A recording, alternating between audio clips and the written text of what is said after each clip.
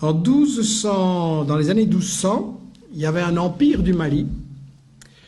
Il avait été fondé par Soundiata Keïta. L'empire du Mali avait un État fédéral très organisé avec un parlement. Vous imaginez, dans les années 1200, un parlement.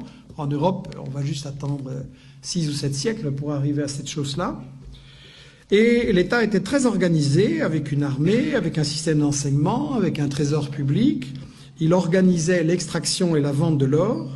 Il développait l'agriculture, coton, arachide. Il y avait des centres universitaires extrêmement célèbres à Tombouctou, à Géné ou à Ségou.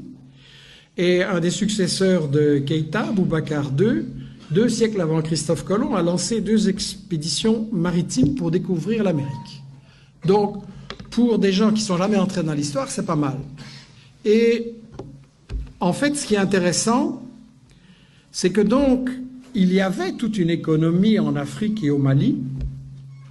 Il y avait une économie avec un commerce, des caravanes qui remontaient de la Gambie, donc de l'ouest de l'Afrique jusqu'à la Méditerranée.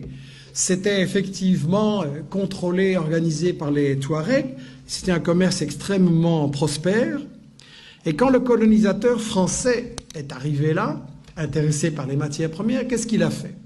Il a totalement disloqué, brisé ce commerce.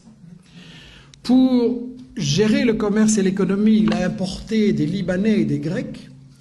Et ensuite, la grande démocratie française, qu'est-ce qu'elle a fait? Elle a assassiné des milliers de professeurs de langue arabe. Pourquoi? Parce que ce commerce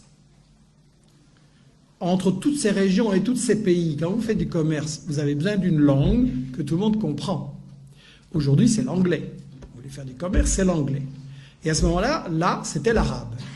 Et donc, si on voulait détruire ce commerce et que tout soit pour l'exportation vers la France, on a massacré des milliers de professeurs d'arabe à l'époque.